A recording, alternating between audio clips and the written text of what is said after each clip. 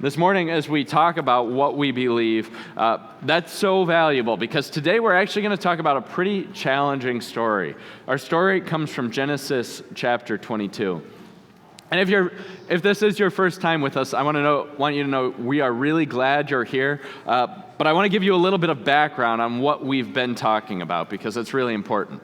So 2 weeks ago, we heard that God spoke a promise to Abraham. That promise was that his offspring, his children, would be a blessing to all people. The problem was Abram didn't have a son. And last week, Abraham still didn't have a son. This week, in between our last story and this story, when Abraham's wife was 90 years old, she gave birth to a son named Isaac. And the story we're going to hear today comes from Genesis chapter 22. If you want to follow along, our video this morning is a translation of Genesis chapter 22. Let's hear what God's doing in Abraham's life.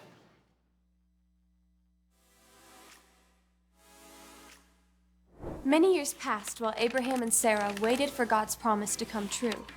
At the right time, God kept his promise, and Abraham and his wife had a son named Isaac. One day, God tested Abraham so that he could show just how much faith he had in God. God said, "Take your only son Isaac, whom you love, and offer him as a burnt offering on a mountain, and I will show you." Abraham obeyed God. He got up early, saddled his donkey, and gathered wood for the burnt offering. He set out with Isaac and his servants toward the mountain God had spoken of. When they arrived at the mountain, Abraham had Isaac carry the wood, and Abraham carried the knife and the fire. Isaac asked, "My father, where is the animal for the burnt offering?" Abraham said, "God himself will provide the lamb for the offering, my son." Abraham was about to sacrifice his son when God stopped him. The angel of the Lord called to Abraham and said, "I see that you fear God and will not even withhold your only son." Abraham then saw a ram caught in the thicket that God provided for the burnt offering. Abraham named that place, "The Lord Will Provide." God saw Abraham's great faith because he was willing to give up his only son. God promised again, "I will bless you and make your family as numerous as the stars in the sky and the sand on the seashore. All the nations of the earth will be blessed through your family." Abraham was willing to give his only son for God, but God provided another way. God was willing to give his only son for us. Jesus knew there was no other way to save God's people, so he died and rose again to provide them with forgiveness and life with God forever.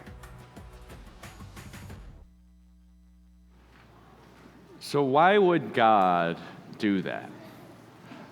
That was a question that a teammate of mine in college asked me when he heard about this story. Why would God do that?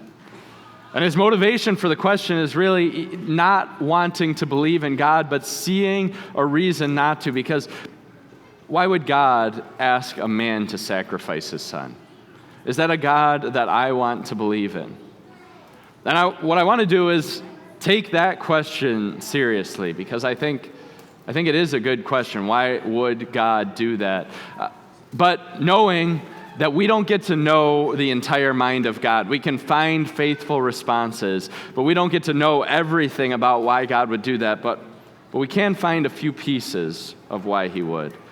And the reason I want to do that is because I think, whether we realize it or not, all of us ask the question, why would God do that? And if you haven't experienced asking it, you will be asked that question. Kids, I think this is the question that lies underneath everything when somebody gets a gift that you didn't get and you say that's unfair, right? And have the response to it. It's because you don't want to live in a world that's unfair. You don't want to live in a world where God would let that happen. Parents, I think this is what feeling we get when tragedy strikes, when maybe we lose a parent before their time, or a brother or sister, or our own child's life feels like it's threatened. Why would God do that? Today, we're going to talk about the responses to that. And if we look at the story of Abraham, it says that God tested Abraham. What we get to see is some of the ways God uses testing for good. So why would God test Abraham? Why would he test him in this way to say the very most precious thing that you have ever had, your own son, is what I'm going to ask for you? And I think when we focus on the sacrifice of Abraham, what we're doing is actually focusing on something different than what Abraham is focusing on. We heard about this in the story as Abraham is going up the mountain. There's actually this conversation that he has with Isaac, and we'll put that verse up on the screen from Genesis chapter 22. And when he's having this conversation, Isaac asks him, "Father, where is the sacrifice?" Abraham, knowing that God had called him to sacrifice his son, says, "God will provide for himself the lamb." God will provide for himself the sacrifice. And we saw how it played out in the video, right? So one of the ways that God uses testing is he doesn't, first of all, actually get Abraham to sacrifice his son. He stops him from doing it. We saw this in the video. The ram is caught in the bush, and that becomes the sacrifice. And so why does God test us? I think one piece of the response to that is to recognize that God doesn't test us with anything that he hasn't experienced. He doesn't ask Abraham to sacrifice without sacrificing for himself. And we see this later on, as we heard at the end of the video, as Abraham was challenged to give his only son, but never actually had to do it. What God does in our world is actually give his only son, Jesus Christ. Because this world is unfair. And we can see it pretty easily, I think, in the way that things happen around us. Sometimes in the chaos of our world, we see unfair things happen. When tragedy strikes, it's unfair. But sometimes the unfairness we experience is not just chaos. It's people making selfish decisions. Sometimes the unfairness that we experience is our own selfish decisions. And sometimes the unfairness that other people experience is the time that I was selfish or I was in survival mode and doing something for myself. And I actually, whether it was on purpose or not, I was hurting other people. And because of that, because of the unfairness of our world and because we have a perfect God, he sent his son to bridge the gap. And Jesus experienced all of the injustice, all of the unfairness that this world could have because Jesus was the one perfect Son of God, innocent. And yet, he was the one who paid the price for all of the unfairness in the entire world. The world turned on him. Human beings decided to kill God. We put him on a cross, and yet that was what God wanted to use to bring us back together with him. So when we look at the world and say, why would God test us with these sufferings? Well, we have a God who gives his son to suffer with us. He is the one who sacrifices for himself. We don't have to sacrifice for his sake.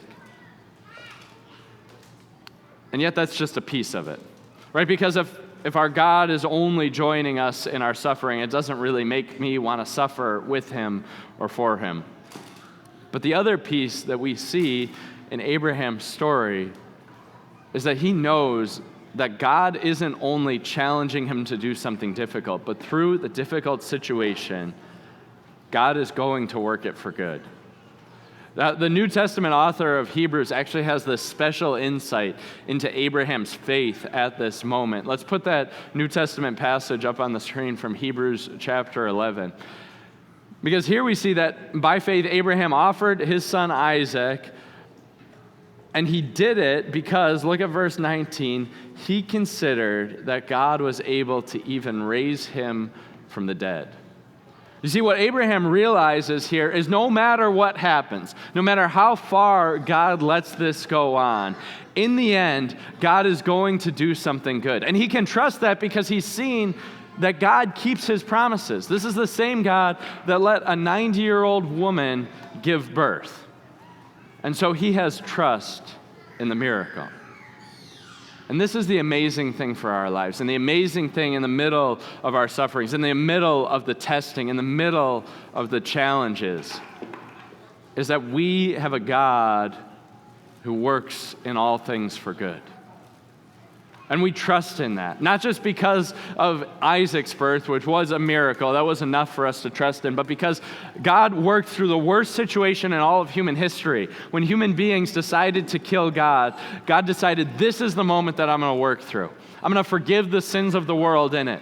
And not only that, Jesus doesn't stay dead, but he actually rises from the dead. In that moment, God conquers death for all of us.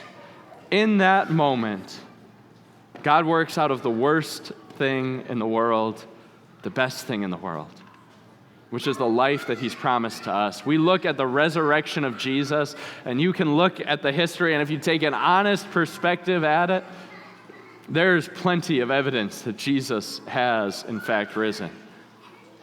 We trust in his promises because we see that he keeps his promises. What does that trust in his promises look like? It looks like joy, and it looks like peace. I want to share this one quick story, and then I'll be done. There was this woman that I got to visit just a couple of weeks ago who had this Abraham-like faith that God would work for good in all circumstances. She had just had her second stroke, and I visited her the day after her stroke, and she was unable to talk, and it seemed pretty bleak. It looked like she was going to get to the end of her life pretty quickly, and since then she has. But even though she couldn't have a conversation with me, I shared with her in a couple of minutes just the hope that we have a God who's going to return. We have a God who's going to work all things for good. And her response, even though she couldn't speak, was to sing. And she started singing hymns. She started praising God for who he is, because the joy and the peace that she had from that faith just spilled over and she couldn't contain it. God works good in all things. I don't know what your circumstance of suffering is, but I know that God is going to work good from it. And maybe you won't see it now. Maybe you won't see it a week from now. But by the time that Jesus returns, or when Jesus returns, you will see it, because our God will conquer death. He will conquer suffering. He will conquer tragedy. In all of the testing, God is working for good. He knows where you are because he's seen his son suffer on the cross, and he's going to work it for good because we've seen his son rise from the dead. We know he's coming again, and we know that in the testing, God works for our good.